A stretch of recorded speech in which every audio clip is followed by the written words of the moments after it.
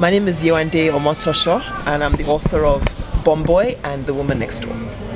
My elevator pitch is that it's the story of two 80-year-old women who are neighbors, and it's the story about their friendship, or maybe more their hateship. Try and invent a word. So that's my elevator pitch. It's the story of these arguing, fighting, cantankerous women. So the two characters in the story are Hortensia and Marian. Marian is a woman who was born in South Africa. She's a white South African. Her parents are both Lithuanian Jews, and they fled to South Africa, basically. Fled Lithuania, as Nazi Germany made its rounds through Europe, and fled for their lives. Arrived in South Africa, were in District 6 for a short while, but managed to make good and raise their daughter to be an incredibly successful architect and eventually a really wealthy woman. She's the mother of a battalion of children, but in her 80s, husband dead, children in Australia and what have you. She's just deeply unfulfilled. So that's one character. She's essentially racist, very privileged, and she meets Hortensia, who moves in next to her, moves next door. Hortensia is a woman from the Caribbean. She really moved to the UK and studied there at a time when a lot of people from the Caribbean were moving to the United Kingdom. This would have been post the Second World War. She studied, got her degree, married an Englishman, and they basically moved around the world as his job took him to different places. Like Marian, she's a creative person, but her particular profession is textile design. Like Marian, she's incredibly successful, really wealthy. She and her husband, after living in Nigeria for the bulk of their lives, retired to South Africa, to Cape Town, where the story is set. Move in next door to Marian, much to Marian's frustration and jealousy. Marian cannot handle this kind of black woman.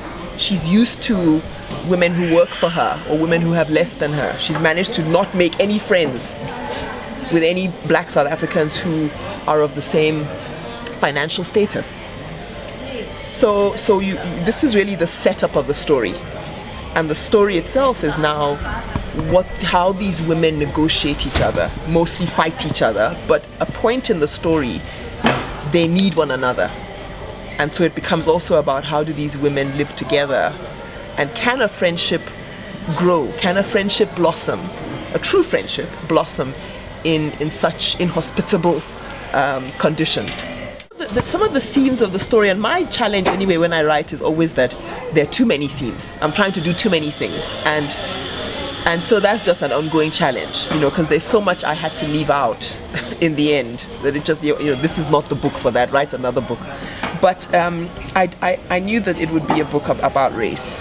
I knew that I wanted to talk about what it is to be racist. So I wanted a white character, an old woman an old white South African woman, Jewish, with some kind of Jewish legacy, who has a whole rationale for why she didn't have to resist anything in apartheid times, and has constructed her world and her life to make her right. In other words, she's righteous about her point of view. She doesn't, the shame she feels is so deeply embedded that she doesn't experience it until Hortensia calls her out and makes her very uncomfortable. So discomfort was going to be important in the novel.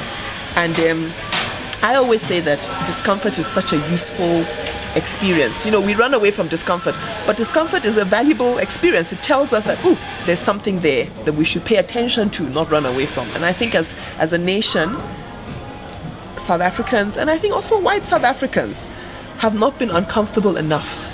And that's perhaps a slightly ballsy thing to say, but there hasn't been enough discomfort and post-apartheid, and we need to just kind of and even now, so you said it's timely, now there's a lot more discomfort. Now you're getting seminars on whiteness, and fantastic. Let us sit in that let us be a little, I don't really want to, but we have to pay attention to it for the better of the country. So I think that in place of only going to read historical texts like memoirs or biographies or autobiographies or history books even, in place of accessing history that way, fiction, historical fiction, particularly in South Africa, I think could play a very important role because of the fiction part. And this is also what I grappled with. I knew I was writing about history, but I knew that all those things, even though I wanted them there, I knew that they were in service of the story.